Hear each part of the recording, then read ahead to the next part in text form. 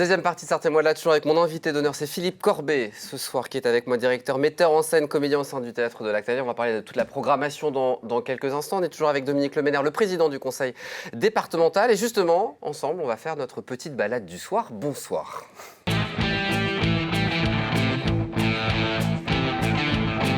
Bonsoir à Pascal Mariette. Bonsoir, cher Pascal. Bonsoir. Merci beaucoup d'être sur le plateau. Une balade qui a des allures d'inventaire ce soir. Oui, parce que le département a un patrimoine très très riche et on peut commencer par les routes. Routes, canaux, Réseau routier, écluses, c'est ponts. incroyable. Ouais. On ne pense pas aux canaux, aux écluses, qui sont des voies navigables. Donc les canaux qui ont été créés entre 1827 et 1839, c'est vraiment dans le paysage du Sud-Sarthe, c'était vraiment l'autoroute pour amener les marchandises sur le Mans, depuis Nantes. Après, il y a eu les routes qui se sont développées, les routes royales, qui sont devenues routes nationales, puis maintenant départementales depuis presque 20 ans, une quinzaine d'années. Et donc, c'est du patrimoine. Et sur ces routes, il y a aussi des ponts et des ouvrages d'art à entretenir, de magnifiques ouvrages d'art. On en a vu quelques-uns lors des précédentes émissions. Moi, je pense beaucoup à ce pont, par exemple, à Spey. Il y en a beaucoup, des ponts cadres comme ça. Celui de Fillet-sur-Sarthe. Fillet-sur-Sarthe. Alors lui, c'est vraiment une architecture presque, vous parliez de Tour Eiffel tout à l'heure, on est vraiment dedans. D'ailleurs, effectivement, c'est un disciple, je crois, de Eiffel. On est vraiment sur des ponts de la fin du 19e siècle. Et puis, par exemple, le pont de Beaumont, qui est un pont en béton, qui a été reconstruit après la Deuxième Guerre mondiale, puisque le précédent avait été bombardé à l'arrivée des Allemands et Américains, enfin bref. Et en 1944, et qui a été refait. On passe dessus, mais on ne s'imagine pas que c'est un superbe ouvrage d'art. Et il y en a d'autres. C'est un coût important, du coup, Dominique Leménaire, l'entretien de ces routes, de ces canaux, de ces écluses. C'est un budget de plus de 30 millions chaque année, oui, c'est un budget important. Alors, il y a à la fois l'entretien, les ouvrages d'art, on le voit, on regarde régulièrement, ça représente comme le pont de Sablé là, qui a fait l'objet d'attention particulière, parce que la pierre, ça dure, mais ça vit aussi. Il faut en prendre soin et puis prendre en considération tous ces éléments. Puis il y a aussi des ponts de chemin de fer qui sont sur des anciennes voies, qui sont également de très très belles voies. Je pense au pont de Chenu notamment, qui est un magnifique ouvrage qui fait penser effectivement à une architecture Eiffel, bien que ce n'en soit pas.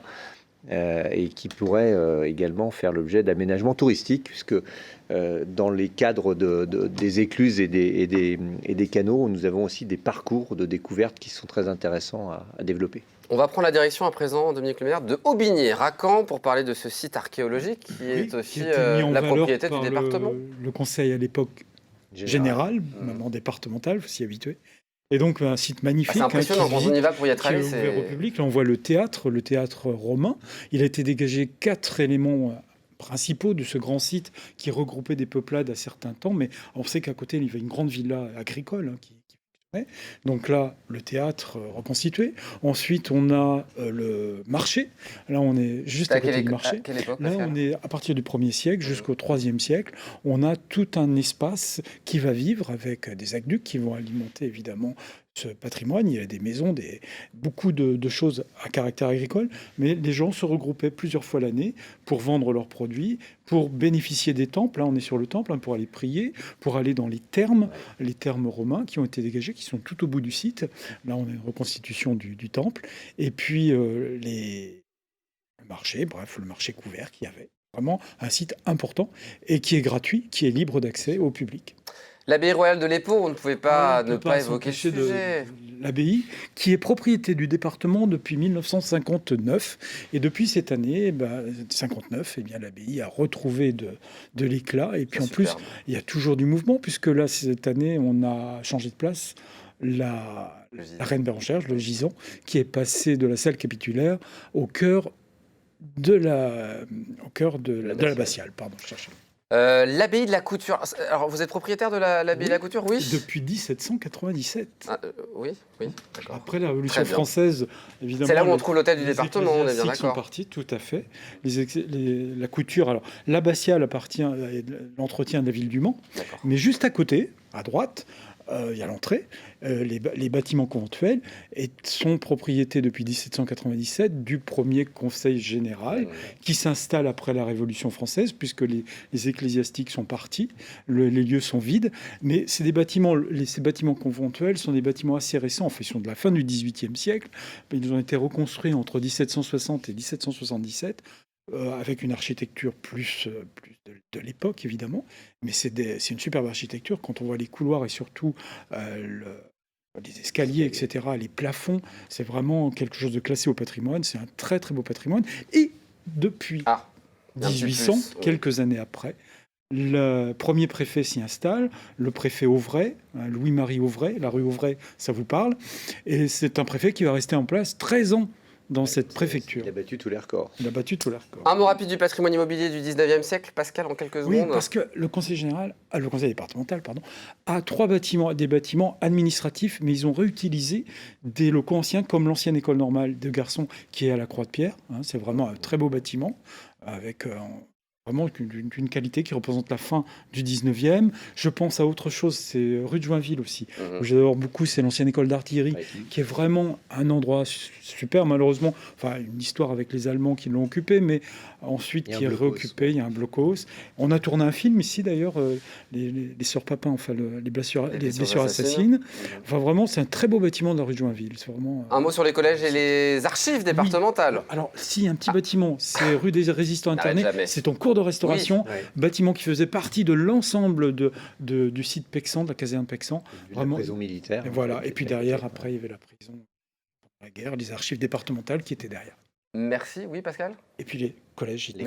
Parce que, en particulier, Coulennes, je trouve que c'est vraiment une réussite architecturale, qui est vraiment, c'est du patrimoine 21e siècle, et ça, faut pas l'oublier, parce qu'on crée pour l'avenir aussi. Je trouve que celui de Coulennes a une ligne extraordinaire. Je le trouve voilà une belle conclusion à cette balade proposée par Pascal Berthe. Merci beaucoup. On a oublié les archives, mais ça va.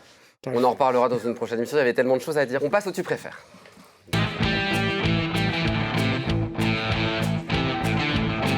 Philippe, je me tais, vous allez bosser un peu. Ça va pas être trop difficile, je pense. On commence ? Ouais. Dominique. On a le droit de tutoyer à ce moment-là. Oui, voilà, je respecte on s'autorise, allez. Dominique, tu préfères la mer ou la montagne ? Plutôt la mer. Pourquoi ? Non, oui, si vous voulez.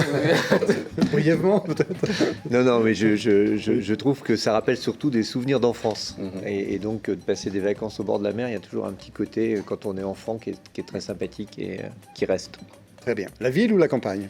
Plutôt la campagne, mais j'aime bien la ville aussi. L'automne ou l'hiver ? L'automne, avec les couleurs de l'automne, il y a quelque chose de plutôt séduisant. Ouais. La lecture ou la musique ? J'écoute beaucoup de musique et j'essaie de lire un peu, les deux. Le vélo ou la marche à pied ? Alors depuis qu'on a réalisé des voies vertes, j'aime bien aller pratiquer le vélo sur les voies vertes que nous avons réalisées, notamment la dernière là, sur Bessé-sur-Bray-Montabon, qui fait près de 37 km, qui est une ancienne voie ferrée et sur laquelle vous pouvez circuler et qui a un avantage, c'est que elle est très plate en fait, puisque les trains circulaient sur des terrains plutôt plats. Et donc c'est très agréable de faire du vélo dans de bonnes conditions sans avoir pas trop compliqué, ça peut se faire. Voilà, ça se fait de manière confortable. Petite assistance électrique et on est pas mal. Et là je l'ai fait normal, normal. Sinon la voiture ou le train ?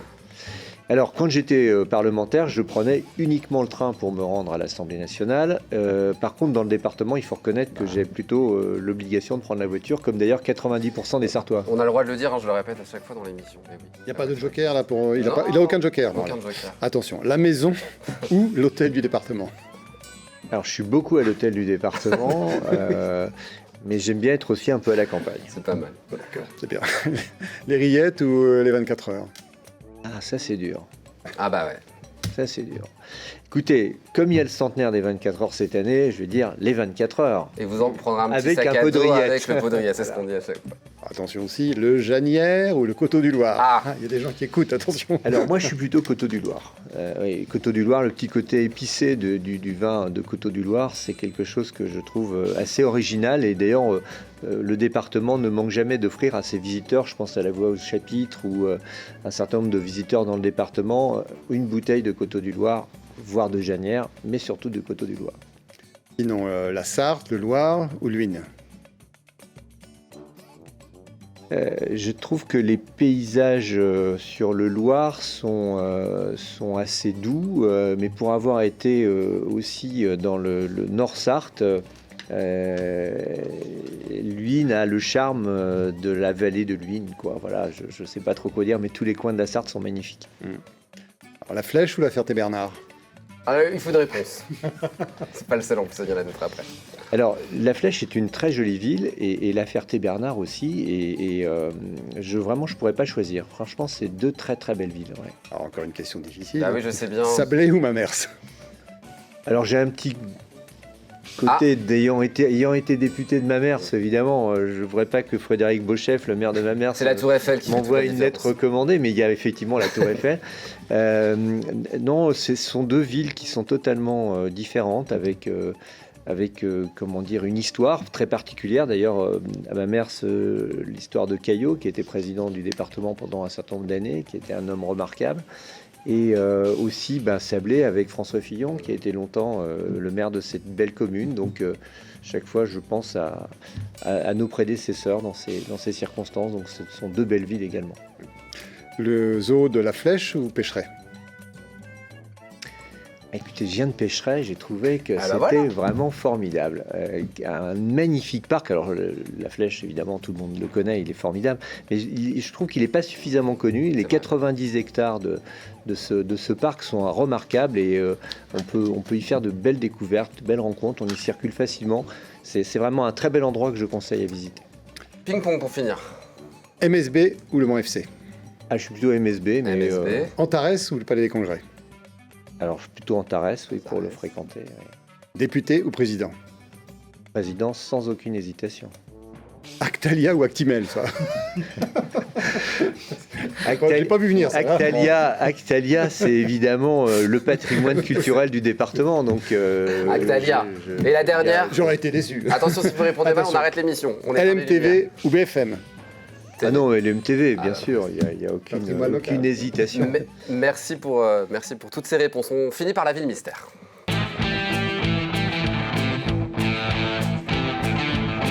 On va jouer à la ville mystère et découvrir le maire que je vais recevoir la semaine prochaine, la commune évidemment de la semaine prochaine. Pour cela, différents indices. Les cadeaux, c'est évidemment cette BD qui vient tout juste de sortir, Bérengère de Navarre, du trône d'Angleterre à l'abbaye de l'Épau. Est-ce qu'elle est déjà sortie ou ça va sortir, c'est dimanche en soi le lancement officiel. Prochainement, voilà. Ouais. Donc c'est tout nouveau et rien que pour vous, si vous trouvez la ville mystère, vous pouvez évidemment aider nos téléspectateurs. Ma ville mystère est située à 45 km 200 de l'hôpital du département via la voie de la Liberté et la départementale 323. Philippe? Une charade. Mon premier est le bruit tremblé que peut faire le téléphone lors d'un appel ou de la réception d'un message. Mon deuxième est une structure végétale linéaire associant arbre et arbuste qui peut être donneur. Mon tout est ma ville mystère. La commune est connue pour son corso fleuri organisé chaque année depuis les années 50. Votre attaché de presse a la bonne réponse apparemment. Ah, je le trouve. Les habitants s'appellent les Vibrésiennes et les Vibrésiens. Si vous avez la bonne réponse, jeu au pluriel @lmtv.fr. Bonne chance à tous. Merci beaucoup Dominique Leménard d'être venu sur le plateau. Merci à vous. Vous revenez quand vous voulez. Hein. Merci, c'est la maison avec ici plaisir, aussi. Avec plaisir. À bientôt. Merci Pascal Mariette. À la semaine prochaine. À la semaine prochaine. Pour de nouvelles aventures. Philippe, on reste ensemble. On va causer patois dans un instant.